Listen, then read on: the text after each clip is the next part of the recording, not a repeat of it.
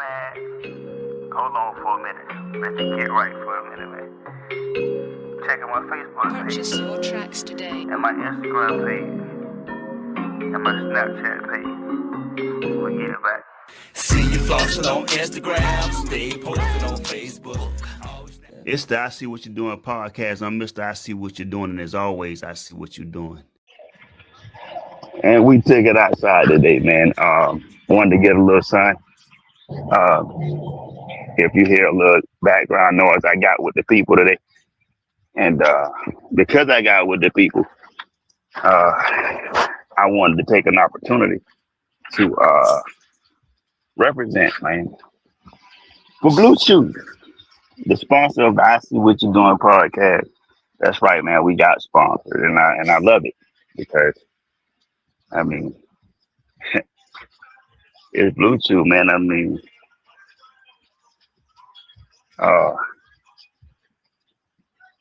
it's Blue Chew. It's something for to give you a little extra. I know that the thought would be that it's not it's for people with ED, right? But it's really not.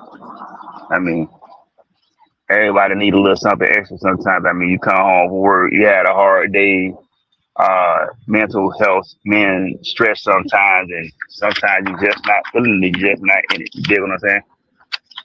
So you just get a little extra pop. Blue Chew Gold, matter of fact. So when you do what you do it with Blue Chew, the gold standard. Feel me? We'll get right into my spiel, man. And it's a good one, and mind you, I got a couple of topics, but I'm gonna jump. I'm gonna jump with the topics. Give y'all what I have inside of it, and I'm gonna expound on what I saw from the topics. I picked out 5 of them, so stick with me. Be easy.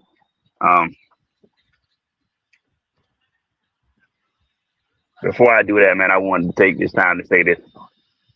I started podcasting, man, back in 2017, and it was a journey for me because along my journey, I had to go through all of the technical difficulties, trying to figure it out. Starting out,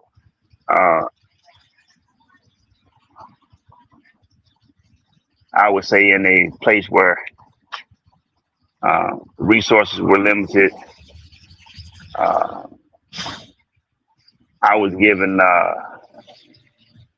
I was taking resources from other things, trying to build what I have right now. And along the way, I got discouraged, man. I've always had a podcast where I talked about political stuff, and I talked about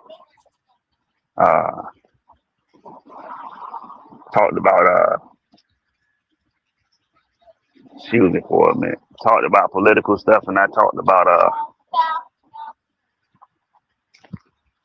I got to change up for a minute. Excuse me. Talked about political stuff, man, and I talked about politics. I talked about entertainment and all that, and then I found my niche with politics because hell, I just love politics. I love everything about politics. I love the chess game that is politics. But to make a long story short, I've been through Spotify, Apple Music, and all of that. My early podcast was jacked the fuck up. You feel me? It was all over the place because I was trying to find my way through it, you know. And then I walked into a space where I was introduced to someone, and you know, a different opportunity was given to me, and when you talk about grace, man, and you talk about people who really want to see you win and assist you and help you and uplift you, uh, I part came into a podcast, Make It Make Sense, my auntie. I'm passing the accolades right now because I mean this Bluetooth thing means a lot to me. I'm sorry, Bluetooth Gold means a lot to me. Um, and I wouldn't have thought that I would be able to tell this story so soon in my podcast journey, but here we go. I got on the podcast, man, and my personality is just different. You know, I come in and sometimes I overpower situations, but I've always stuck to the same format and the same ideology. The whole time I've been doing podcasts, I tell people all the time, the government is not for regular people. You feel me? They not in favor of regular people. Politicians will lie to you and they'll sell you dreams and throw tantrums like kids and shit like that. And it's not for they're not for regular everyday people. You know what I'm saying? So I had the opportunity, man, while I was doing the show to run into some great people, man. I've been on every podcast on BFAM minus a few. But don't worry, I'm gonna make my rounds. I'm on the way. And forgive me because I'm finna drop names because I want you to know exactly how that goes for me. When I did the first couple of podcasts on Make It Make Sense with Auntie, um, after the first one, I was introduced to a young man, a young old man. You feel me?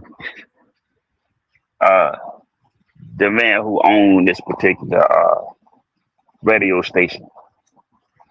And he gave me opportunity, man, to become my own.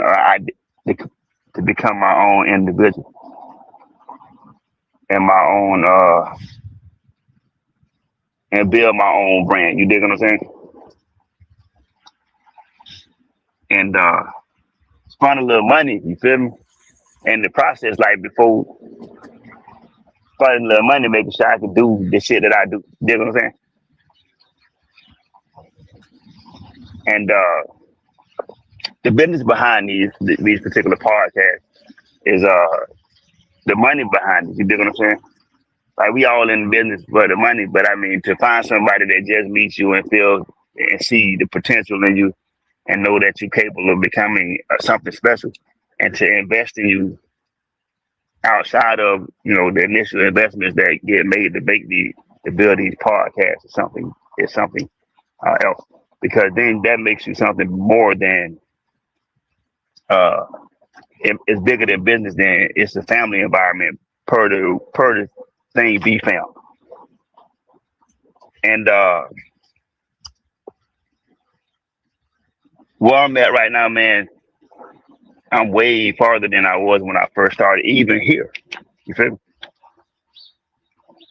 So the man behind these particular podcasts, Joe said, congratulations on the national sponsor. Welcome to the game. I appreciate that, Joe. Joe had gave me a shout out, man. Yeah, I appreciate you, Joe. Welcome to the game. Yes, sir.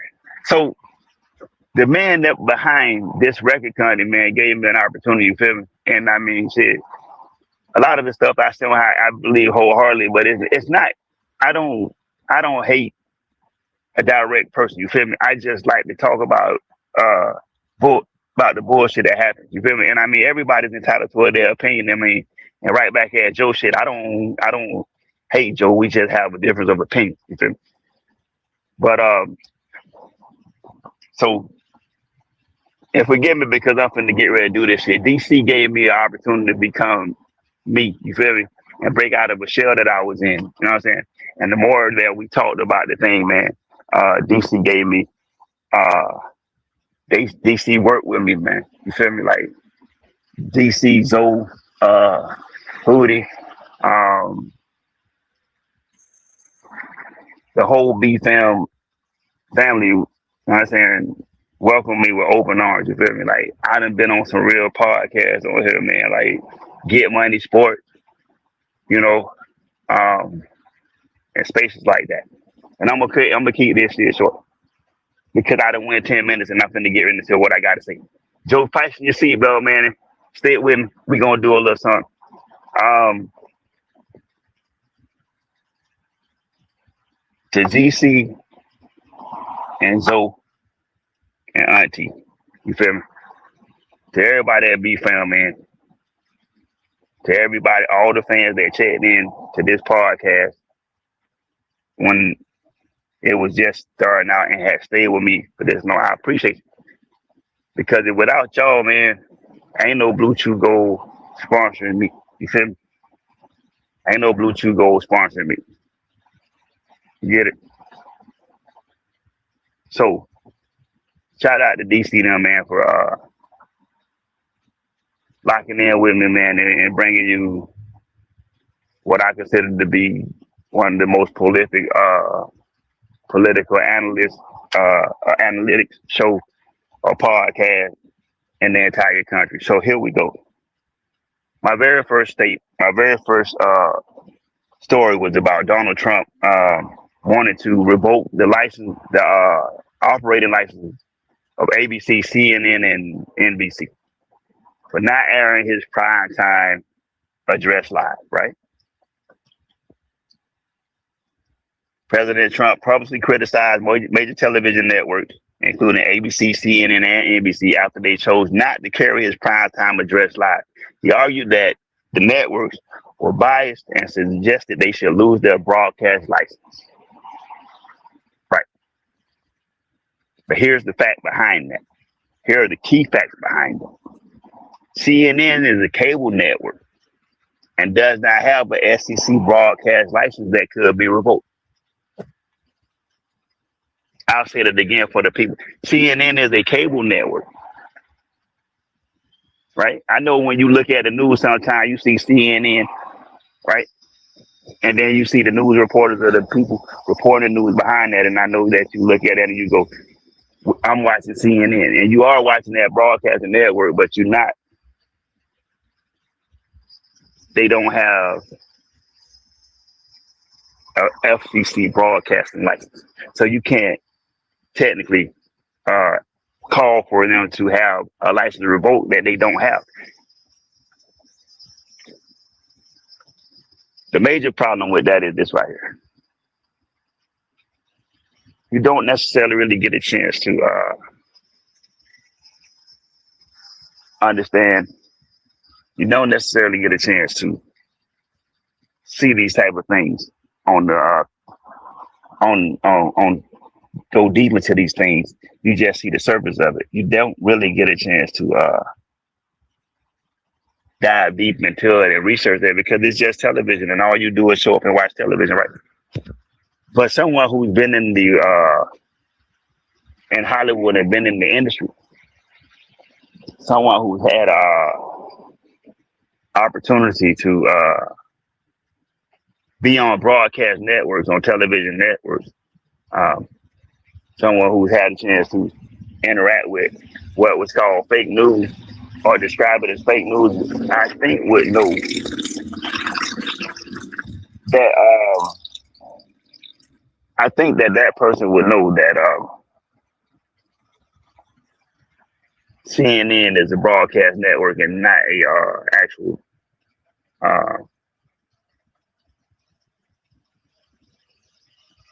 network, not a, would actually be a network and not be required to have a broadcasting license. This is our president, man, and let's go back. I'm not speaking against him as an individual because I don't know him as an individual. I can only speak about what's in the public eye. But if we go into and think about what our president has done, see, I'm taking claim to our president because now I have to be realistic to the fact that regardless of whether you want to say it or not in America, this is your president. President Trump is your president, right? So the problem that I have is the way that he's coming off, and I can't really decipher. I believe it's just a game that's being played, but then again, shit, it could possibly not be a game that's being played. And if that's the case, then he's losing the step here and there.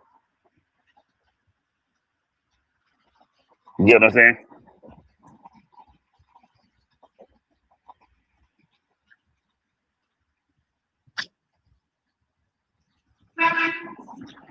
Second thing is this right here. ABC and NBC own local broadcast stations that are licensed by the FCC, but the president cannot legally revoke those licenses because the FCC is an independent agency.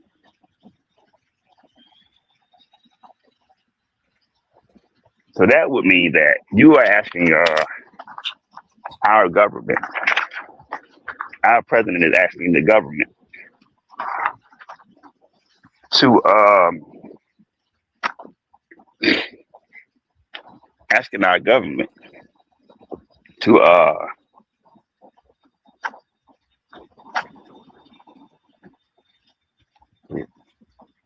asking our government to punish someone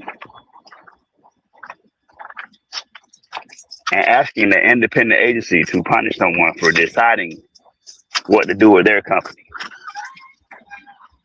right? Excuse me, because I'm asking the government to do what, telling someone to do what they want to with their company. I got to move around a little bit because I mean, when I get out, people are watching me. So, and I went to the warehouse.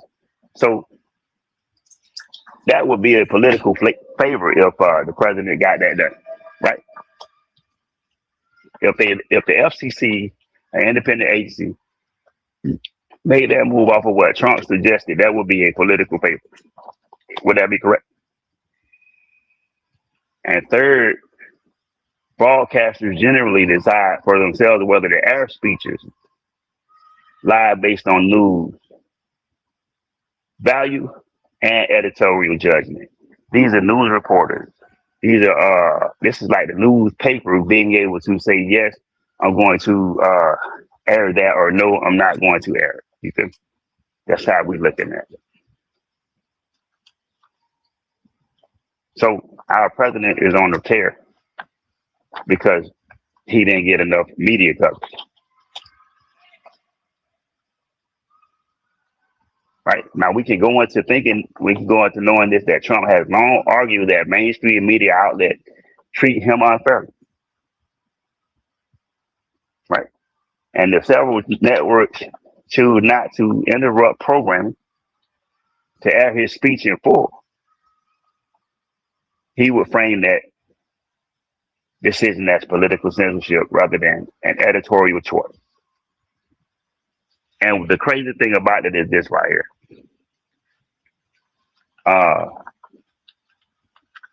From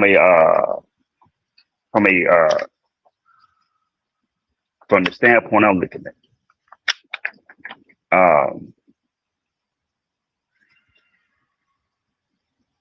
that's like him censoring someone or censoring people or saying that it's against the law or trying to punish someone for talking about him.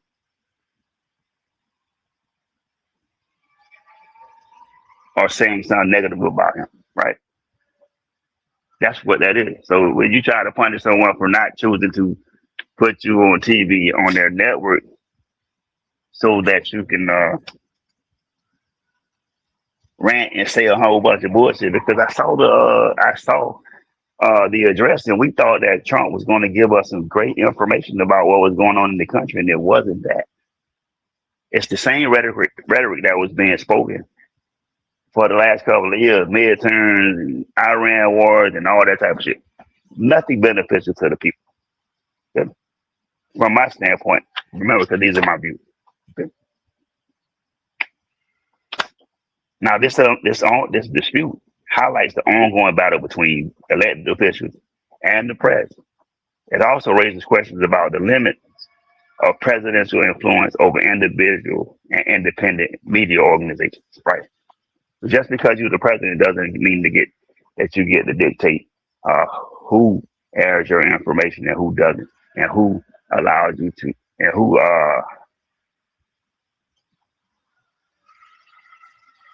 and how news is being reported. You know?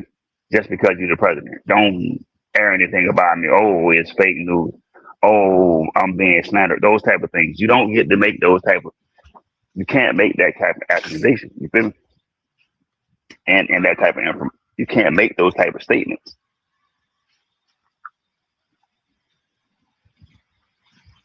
You know, you just can't do it that way because that means that the government is eventually going to have control of the news. And once they have control of the news, they're going to feed you whatever they want to feed you, which they do that anyway. You dig what I'm saying?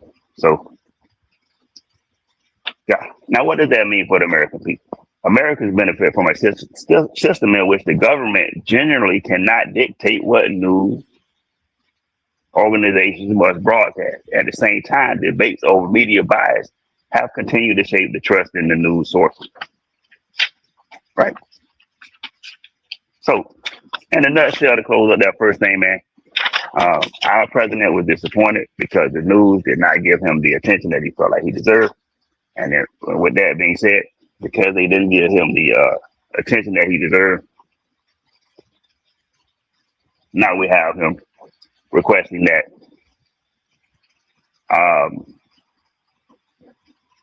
the broadcast licenses of ABC, NBC, and the network CNN be revoked and taken away. It's something that no president has ever asked to have done. You dig what I'm saying? Joe, I love the way you have converted to our president. Well, no, Joe, okay, so listen.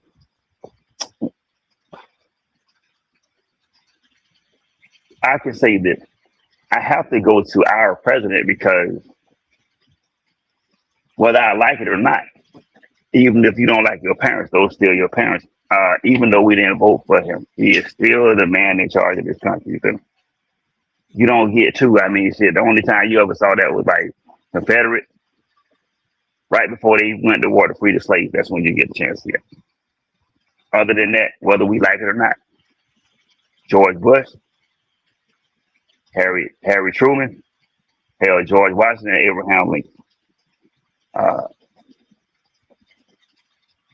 All of them were presidents. They were our president. Why? Because this is the United States. And I mean, shit, if it's the United States or America, which they changed that shit, it probably is not the United States of America anymore. But regardless of whatever, if there's an election had, you can't go and say that Floyd Mayweather, when he was the champion, he's not the champion of the WBC, whatever weight class he was. He was the champion.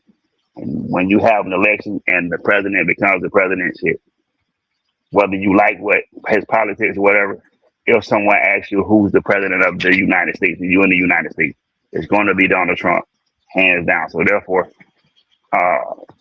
whether or not he's our president, it's not going to be debatable because when you go outside of this country, anybody with cognitive skills is going to tell you whether you agree with him or not. He's your president. That's like on a local level. Like, I mean, shit, I don't agree with all of the ideologies that Ron DeSantis has down here. But if somebody asks me who's the governor of the state of Florida, and I live in the state of Florida, it's Ron DeSantis, and he's the governor. And if I had to, and they ask me who's your governor in your state, I'm going to have to say Ron DeSantis. So that's what that is. Now, the answer was kind of tricky to me because I didn't want to bring it back up, but I mean, I wanted to give you guys something to look at. Federal prosecutors announced charges against a TikToker or a TikTok creator accused of posting videos threatening to assassinate President Trump if he did not leave office. According to court documents, investigators treated this post as a criminal threat rather than protected political speech. The individual was arrested and faces federal charges. All right. I have a problem with this one here, but I also have a plus with it. Let me go what happened, and then I'll say federal law enforcement. This is what happened. Federal law enforcement takes threats against the president and former president seriously, particularly when the threats are public, repeated, and appear credible enough to warrant investigation. Right? Why does that matter? The case reflects growing concern about violent political rhetoric on social media. Federal agencies have increasingly prosecuted online threats, regardless of the political affiliation of the person making it. And what does that mean for America? Political disagreement is protected by the First Amendment, but making credible threats of violence is not. Americans should understand that online posts can carry real legal consequences. All right. Like I said with Charlie Kirk, when that happened, I don't agree with someone assassinating Charlie Kirk because of his political belief. Because every man has the right by the First Amendment or Second Amendment, however you want to look at it, to say and voice their opinions and how they feel about anything that goes on in this country. So you don't, or what their beliefs is. Like, you don't get a chance to assassinate people because they're racist. You don't get a chance to assassinate people because they LGBTQ. I'm not going to defend you because you want to assassinate people or murder people because they Hebrew, Muslim, Christian, or whatever. I'm not going to go with that. I will defend you whether you're racist or whatever, on the idea that you have a right to believe whatever you want to believe, as long as you believe that and it doesn't impede with the everyday life of people. You feel me? You get what I'm saying? What do I mean by that? Just because words and actions are two different things. You feel me? Words and actions are two different things. And when you put them both together, then that creates a whole nother dynamic. And then things become different at that particular point, right? Cool. Things become different at that particular point. And the reason why they become different is because as long as when you start to saying that you're gonna harm somebody, and I don't agree with all it. I don't agree with 85% of the stuff that Trump does. Maybe 100 in certain cases, but regardless, that doesn't mean that I'm sitting here rooting for someone to go out and murder this man or assassinate this man. You know, I think debate and dialogue about political issues has always been the foundational thing in this country. We should have great debates, and we should be able to have a dialogue about the direction of this country without everybody beginning to hate each other or slander or attack each other. Because it just should, you know. I can't put any weight behind whether this man was telling the truth about his assassination or whatever. If I or whatever, at the halfway point, I'm gonna drop because I want to give love to Luchu go one more time or maybe two or three more times. So we're gonna jump the flyer up because this is a monumental moment. But I want to just let y'all know that regardless of what the opinions is, I just want you to know that when I come on here, I speak with passion from my heart. But I do not want anybody, and I mean, I've said it before, don't go out and do something crazy behind something that I said on here because this is information for you. We chopping up and we breaking down and looking at actions made by the federal government and saying whether we agree with that shit or not. I disagree with a lot of this shit, but I mean, hell, when you in your car at 5 o'clock, the stuff that you miss, I tend to bring to you. So I totally disagree with somebody threatening this man if he don't leave office, because the fact of the matter is, and the truth is, had enough people got up and went and voted.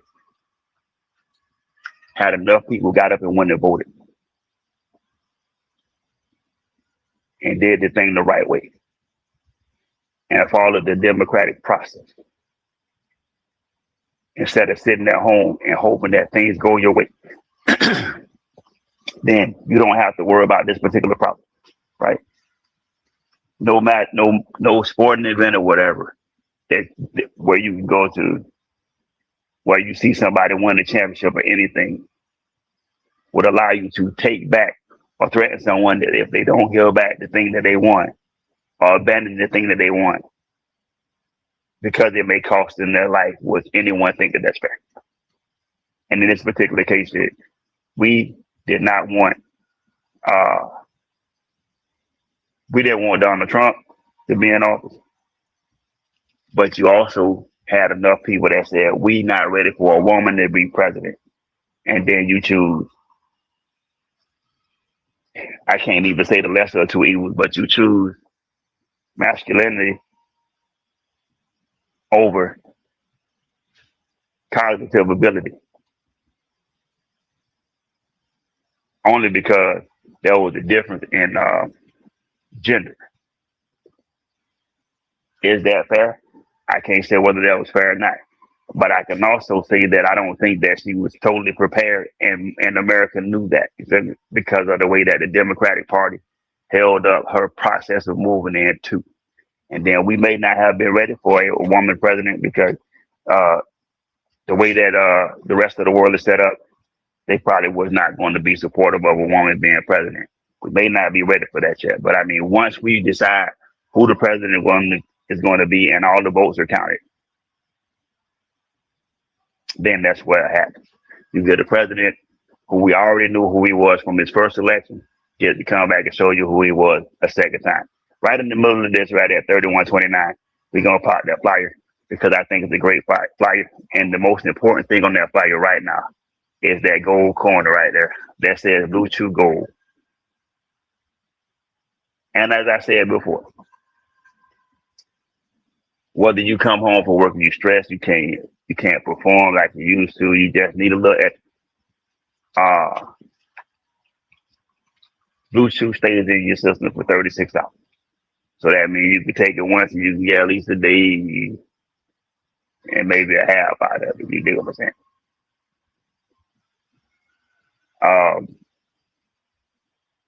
So if you need it, make sure you go to the site, you get you some Blue Chew. We working on the promo code because I know everybody likes something to be discounted, taken off. Don't worry, it's on the way. But go online right now, get you some Blue Chew, man. Use it. And when you do what you do it with Blue Chew. Go. You did. So do that for me, man. But back to what we were saying. A federal judge ruled that Trump violated a, a law by firing former FEMA CFO Mary Coleman. And this is when we come back around to it, man. Like a lot of the stuff that came in was like, I feel like it was a rush job when we deal with politics, those situations and all that stuff that they just let happen under at that particular time in the government because everybody was shocked that, oh shit, this dude is back again. While celebrating and waving their hands in the air like they just don't care. A lot of the country was shocked that this was really going on. This was really going on. And we could talk about the immigrants and we could talk about the fact that a South African from another country who was not an American citizen, I don't think, was able to be in an office and be in the president's ear and give him advice on how to run a country that he was elected to run. Stay tuned, I got that coming next week. But a federal judge did rule that Donald Trump administration violated federal law employment protections when it removed Mary Coleman's, the former FEMA chief CFO. The court concluded the administration failed to follow procedures required by federal law. The ruling focused on whether legal requirements for removing a civil servant were followed, not on whether a president has broad authority over executive agencies in general. So the question was, did they follow all of the law? Did they do it by the letter? And I can tell you right now, Joe, my apologies, but 36 times 7 ain't gonna follow a whole lot of law. And if you don't hold him accountable right now, shit, he really not gonna follow no laws and shit, right? And I mean, I got a story that I'm researching right now where they trying to figure out whether presidential protection really is in full effect for this guy, or whether it's going to be something else after he leave office. You feel me?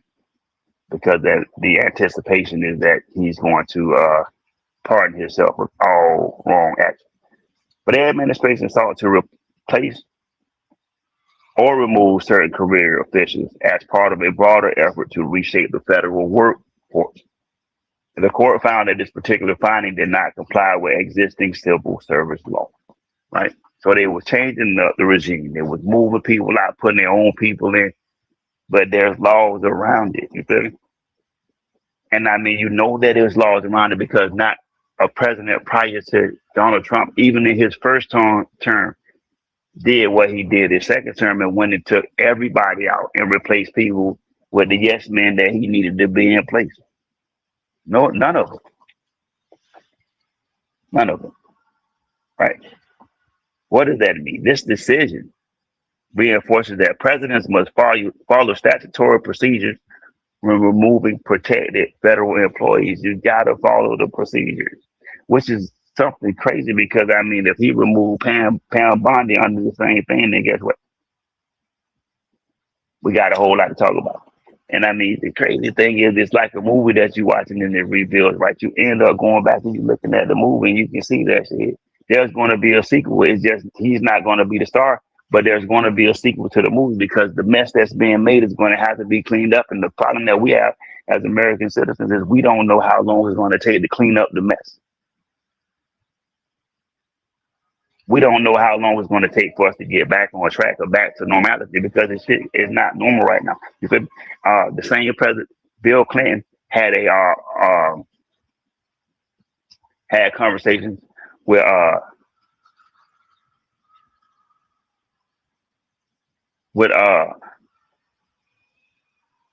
Benyatin, whatever my man name is, over in Iran. They had a conversation and he did not give up one concession and everything ran smoothly. But I'm talking about over in Israel, the same man is having conversations with Donald Trump, and he is giving away. He is selling the house. He is giving the farm away. Everything that man had requested that Trump do on behalf of Israel, Trump has done it. He has done it. I don't know if bro was in the FC files along with Trump or whether he got something on Trump or what, but I mean, for someone to fold and bend like that to the will of somebody else, and you are a man that in power as well, that's kind of crazy. You feel me? So, yeah. And what does that mean for American citizens?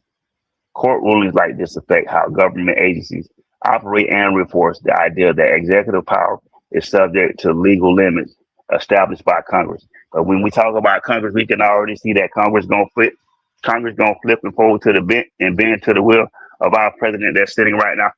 Anyway, when I've never seen, as long as I've been alive, Congress bend to the will of any president like they've been to the will of this president at all. You can do whatever you want when you want. There's no impeachment papers and none of that coming up, and I doubt if there will be because they said impeachment the last term, and he made it through without having to worry about any of that. So,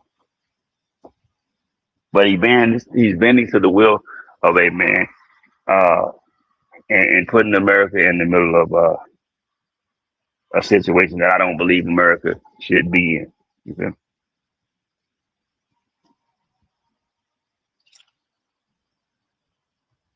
Number 4 was Trump's border czar says Democrats rhetoric about ICE could lead to more bloodshed. And I was shocked when I thought that he may have. I said he couldn't have said that. And then I come to find out that he truly said that. That claim itself is an opinion, not an established fact. He truly said that. Trump's border advisor, Tom Homan, argued that inflammatory rhetoric directed at immigration and custom enforcement could contribute to violence against immigration officers. Okay, so we was reading into it the wrong way, what he said when they write up the thing. But I already knew that because I had did the research. But I mean, why not do the cinematics? Because everybody else is doing it. right? Now, there is no conclusive evidence that Democratic rhetoric by itself has caused specific acts of violence. Holmes comment expressed his interpretation of the political climate. Now, again, don't go out and attack someone because of your ideology about whether they are right or wrong in any situation, right? But you do have to do this. You do have to see the way that ICE is operating. You have to look at the way that ICE is operating. You have to look at the history and the things that ICE has done while they've been organized. It's almost like mob rule. You feel me?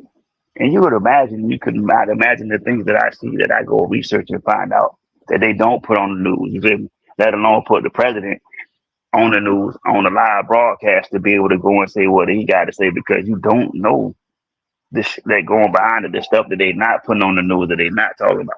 You feel me?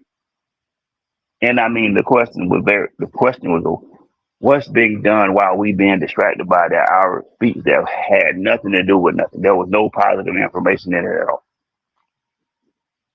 And then you find out that our the borders is saying that rhetoric, this type of rhetoric, could lead to more bloodshed. But let me, as I always do, let me give you an idea.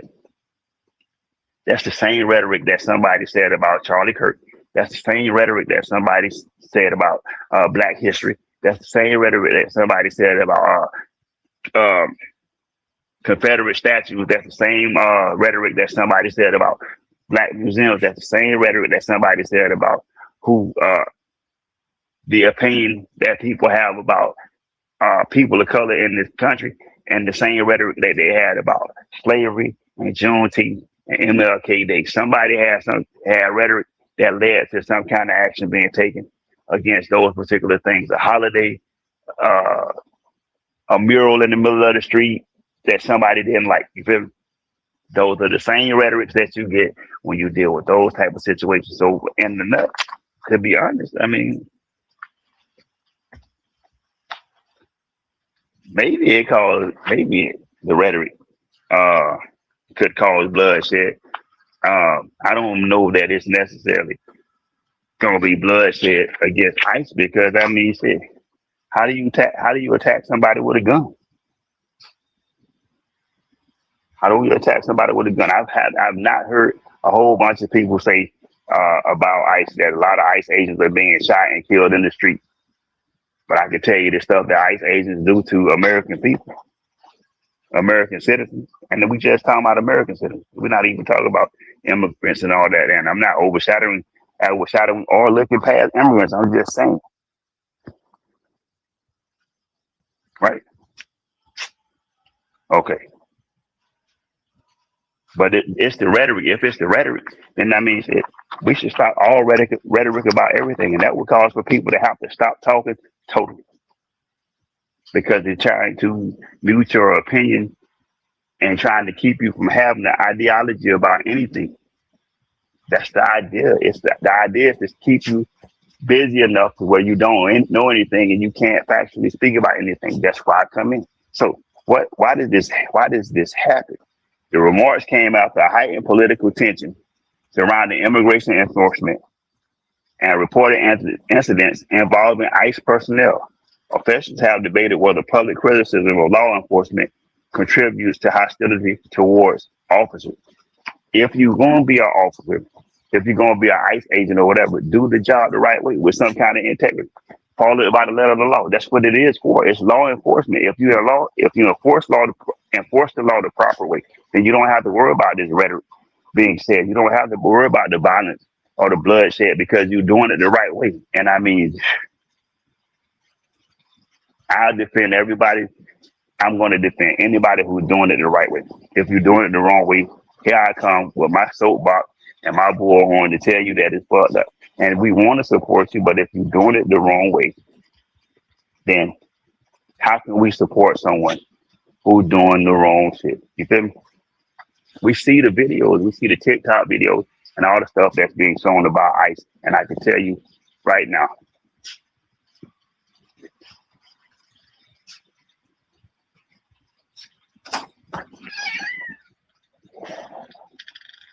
I can tell you right now, it's not being done the right way. So what does that mean? The story reflects the increasingly heated political debate over immigration policy and the language public officials use when discussing law enforcement agents. You feel me? I can tell you, I saw somebody. I I can tell you that I personally know about a case that happened where the body cam footage disappeared. Body cam footage disappeared. Who controls that? Now I'm not gonna go into detail about that because there's still an active case going on about that. But I'm just telling you, we went to look for the body cam footage. There was no body cam footage, but the officer had body cam footage. They had body cam going.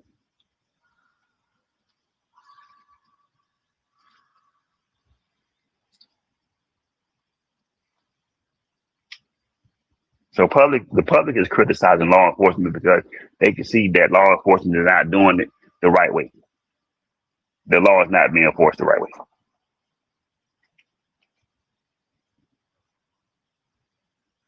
And what does that mean for the American people? The debate may influence how immigration policies are discussed and implemented. It also underscores the importance of distinguishing between criticism of government policy and incitement or threats of violence. And in this particular climate right now, you can say anything is inciting a threat of violence. Remember what they said about this particular show right here? That when I came over here and I said what I said, the way that I said it, my voice could incite a riot. The rhetoric I was using could incite a riot. The things that I was talking about could incite a riot. Everything I did could incite a riot. You feel me? Because the truth don't have to be validated. And once you start telling the truth, then everybody started ducking the truth because nobody wants to come to terms with reality that what's being said is backed up by factual evidence. It's being backed up by things that you can go and fact check yourself, like Google it, go check it out and see. Once you do that, man, then you that's how that works. And until we come to terms with that, then man, listen.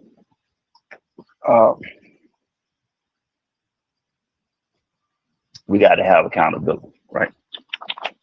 And the last one before I go, because I just want to go into this one more time. When you do what you do it with Bluetooth. You feel me? I mean, you're gonna go out and get something. Period. You're gonna go out and get something. You're gonna go out and get your honey pack. You're gonna go out and get your Viagra. You're gonna go out and get your rhinos or whatever. You feel me? You're gonna use one and then it's gonna be gone. You're gonna have to go get you another one the next day. Or you can get something that's gonna stay in your system for 36 hours and have you harder than Chinese math. And she gonna like it too. You feel me? She gonna love you for it, for going out and making sure that your relationship is the best it can be. So again, Blue Chew Gold, man, it's the gold standard. Get you some. I'm definitely gonna make sure I go and put some in the glove box in the car for those who may need it. Shit. I got a little situation coming up this weekend. I'm go grab me one to see. You did. So Blue Chew Gold, man, the gold standard. You did. And last but not least, before I go, because I mean my time is coming short. Elizabeth Warren criticized Trump's tax legislation, arguing it delivers approximately $1 trillion in tax benefits to the wealthiest Americans over time. Independent analysis of major tax legislation have generally found that high-income households receive substantial tax benefits. However, the exact $1 trillion figure depends on the specific proposal, assumption, and time period being analyzed. Different budget organizations may estimate different totals. That title was Elizabeth Warren says Trump's big, beautiful bill gives $1 trillion in tax breaks to the top 1%. And if you're not in the top 1%, then I guess.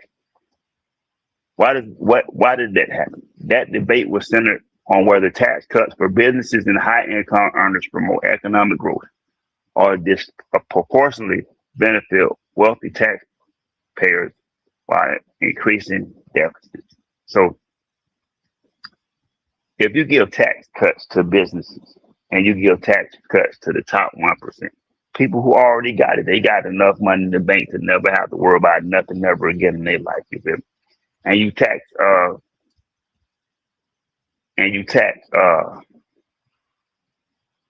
regular working Americans, right? Who are the foundation that hold the country up, right? Let's not get it twisted.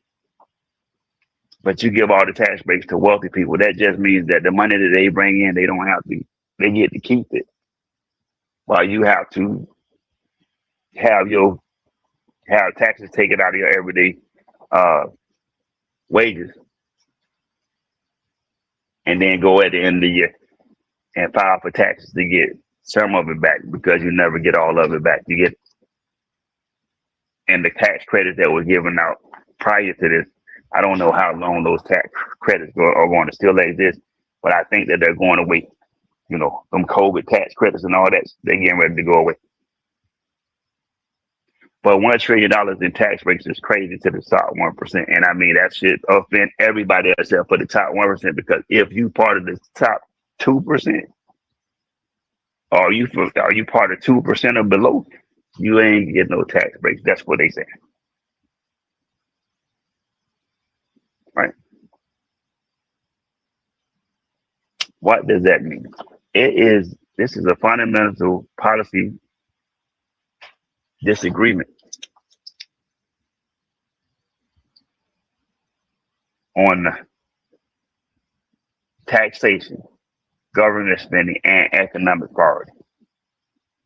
Right? So, because somebody's going to disagree with it. You dig what I'm saying? And last but not least, what it means for the American people. The effects depend on income level. Some households may see lower taxes, while others may be more affected by changes in federal spending, deficits, and programs funded through the budget. So today's stories show a recurring theme. Institutions pushing against one another. The president challenging the media. Federal courts review executive action. Social media becomes the subject of criminal investigations. And immigration debates grow more heated. Lawmakers crash over benefits from tax policies. For American citizens, these stories are a reminder that political conflict affects more than headlines. It can shape how governments operate, how public institutions are trusted, how laws are enforced, and how federal policies influence people's daily lives. As always, it's worth separating verified facts from political claims and understanding where the evidence ends and the opinions begin. That's the show for today, man. But before I go, once again, it's short today. I know I cut off by 7 minutes. Bluetooth Gold, man, and I'll be back next Thursday at 5:00, giving y'all this heat. You know how I feel about it, man. Make sure everything that I said, you go fact check and make sure that it's true. And if you don't agree with something I said, the email is right there. And email me, let me know, and we can address anything that you want to address, however you want to address it. You feel me? Remember, again, whatever you do, whenever you do, what you do, how you do, Bluetooth Gold, do what you do. Until next time, man, it's me, Mr. I see what you're doing. Get over to the site, man, and get yours. I'm gonna definitely get mine. That gold pack, Bluetooth Gold. And I'll see y'all next week. Peace. Enter-effect.com for more info, beats, and designs. These beats available for $30 and exclusive beats starting at $150. Make your next move. Shine on with your girls, I do my do. Yeah.